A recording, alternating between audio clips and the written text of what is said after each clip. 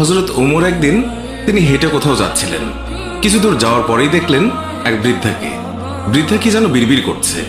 হযরত ওমর তার কাছে গেলেন, তার খোঁজ খবর নিলেন, জিজ্ঞাসা করলেন, আচ্ছা বুড়িমা, খলিফা ওমর সম্পর্কে তোমার ধারণা কি? বুড়ি হযরত ওমরকে আগে কখনো দেখেনি, তাই তাকে সে চিনতে পারেনি। বুড়ি হযরত ওমরের কথা শুনে কিছুটা বিরক্ত হলো। বলল, ওমর টোমর দিয়ে আমি কি করব? আমার কি এমন ঠেকা পড়লো যে আমার তার খবর নিতে হবে? নিজের চিন্তায় বাঁচি না। বুড়ির কথাই ছিল রাগ আর অসন্তোষের ছাপ। হযরত ওমর আবার তাকে জিজ্ঞাসা করলেন, বুড়িমা, ওমরের উপর তোমার এত রাগ কেন? বুড়ি চেঁচিয়ে জবাব দেয়, রাগ হবে না কেন? এই যে সে খলিফা হয়েছে, তো আমায় কি একটা পয়সাও দিয়েছে?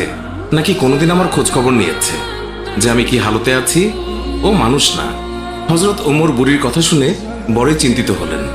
ঠিকই তো, আমি তো তার তেমন খোঁজ খবর নিতে পারিনি। তিনি কিছুটা নরম হয়ে বুড়িকে আবার জিজ্ঞাসা করলেন, আচ্ছা, তুমি কি অবস্থায় আছো ওমর কি করে জানবে? তুমি গিয়ে ওমরকে সব জানিয়ে আসলেই তো পারতে। বুড়ি জবাব দেয়, কেন? আমি জানাতে যাব কেন? ওমরই তো আমিরুল মুমিনিন, সেই তো সবার খোঁজ খবর নেবে, আর এই জন্যই রাষ্ট্রের দায়িত্ব গ্রহণ করেছে। রুক্ষ ভাষায় বৃদ্ধা জবাব দিল।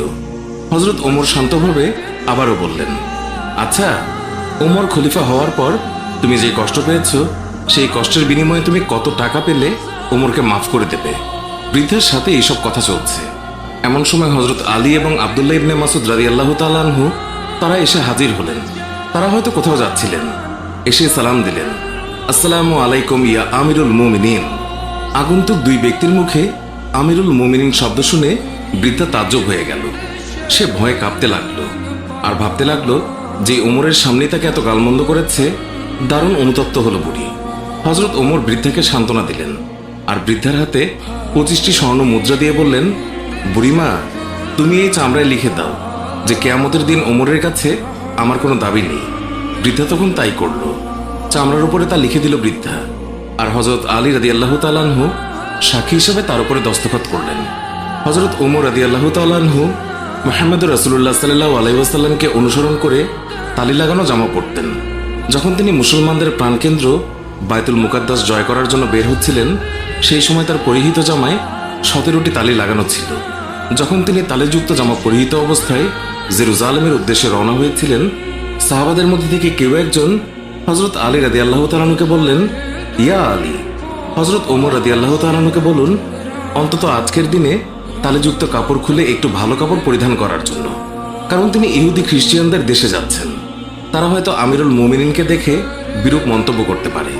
তারা তিরস্কার করে বলতে পারে, মুসলমানগণ খলিফার জন্য একজোড়া ভালো কাপড়ের ব্যবস্থাও করতে পারেনি।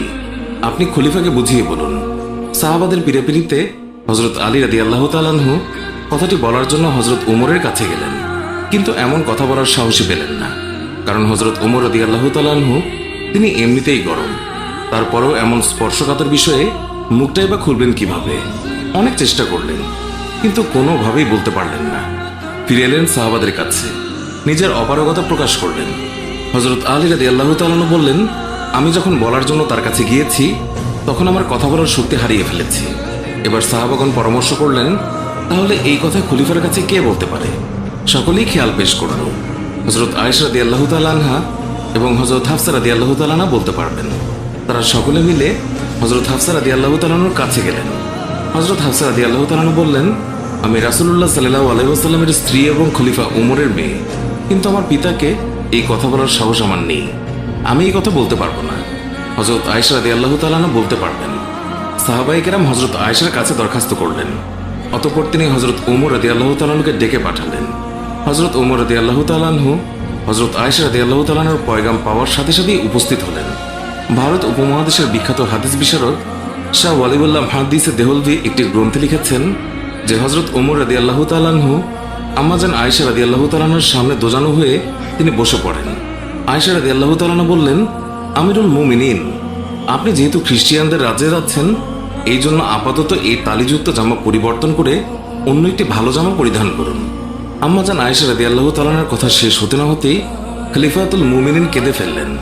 আয়েশাকে বললেন, আম্মা, আপনি কি আমাকে রাসূলুল্লাহ সাল্লাল্লাহু আলাইহি ওয়াসাল্লাম থেকে দূরে সরিয়ে রাখতে চাচ্ছেন? আপনার কি রাসূলের সাথে কাটানো দিনগুলোর কথা মনে নেই, যে দিনের পর দিন নবীজি সাল্লাল্লাহু আলাইহি ওয়াসাল্লাম উপবাস থেকেছেন। 3 দিন পর্যন্ত নবীজি সাল্লাল্লাহু আলাইহি ওয়াসাল্লামের চুলায় আগুন জ্বলেনি। হে আয়েশা, আপনার কি সেই দিনগুলোর কথা মনে নেই যে নবীজি সাল্লাল্লাহু আলাইহি ওয়াসাল্লাম তালেযুক্ত কাপড় পরিধান করেছেন? আম্মা জান, ওমর এই ছেঁড়াফাটা তালেযুক্ত পোশাক পরে যেই স্বাদ অনুভব করে তা বোঝানো সম্ভব নয়। ওমর আর অন্য কিছুতে এমন স্বাদ অনুভব করে না। সিরাতের কিতাবসমূহে লিপিবদ্ধ হয়েছে যে খলিফা হযরত ওমর রাদিয়াল্লাহু তাআলা আনহু যখন রাসূলুল্লাহ সাল্লাল্লাহু আলাইহি ওয়াসাল্লামের অসহায়তার কথা আলোচনা করছিলেন, তখন হযরত আয়েশা এবং হাফসা দুইজনেই অঝরে কাঁদছিলেন।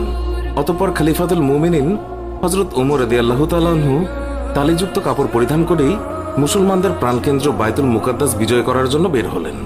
হযরত ওমর রাদিয়াল্লাহু তাআলা আনহু তিনি যখন জেরুজালেম শহরে প্রবেশের দ্বার প্রান্তে 22 লক্ষ বর্গমাইলের বিশাল সাম্রাজ্যের খলিফার হাতে উটের রশি, উটের উপর বসে আছে ভৃত্য, মুসলিম বাহিনীর সেনাপতি আবু উবাইদা ইবনুল জাররা রাদিয়াল্লাহু তাআলা লক্ষ্য করলেন খলিফার গায়ে অতি সাধারণ 17টি তালিযুক্ত জামা। উটের রশি ধরে টানছেন মুসলিম বিশ্বের খলিফা, আর ভৃত্য বসে আছে সেই উটের উপর। এটা দেখে রোমানরা কি মনে করবে? এইসব ভেবে তিনি বললেন, হে আমিরুল মুমিনিন, আমরা এমন এক জায়গায় আছি যেখানকার লোকেরা চাকচিক্য পছন্দ করে, মানুষের বাহ্যিক সৌন্দর্য দেখে মানুষের মর্যাদার বিচার করে। তাই আপনি যদি একটু ভালো পোশাক পরতেন তাহলে তা কতই না উত্তম হতো।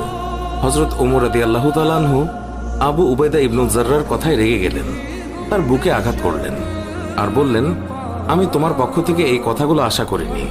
হযরত ওমর রাদিয়াল্লাহু তাআলা আনহু বললেন, আমি হচ্ছি সেই জাতি যাদের মহান আল্লাহ ইসলাম দ্বারা সম্মানিত করেছেন। আমরা যদি ইসলাম ছাড়া অন্য কোনো উপায়ে সম্মান খুঁজি তাহলে মহান আল্লাহ তাআলা আমাদের অসম্মানিত করবেন। সুপ্রিয় দর্শক, এই ছিল আমাদের আজকের ভিডিওটি ভালো লাগলে লাইক দিন, আর নিয়মিত আমাদের ভিডিও পেতে আমাদের চ্যানেলটি সাবস্ক্রাইব করুন। আজকের মতো বিদায় নিচ্ছি, দেখা হবে অন্য কোনো ভিডিওতে। ভালো থাকবেন। ধন্যবাদ সবাইকে।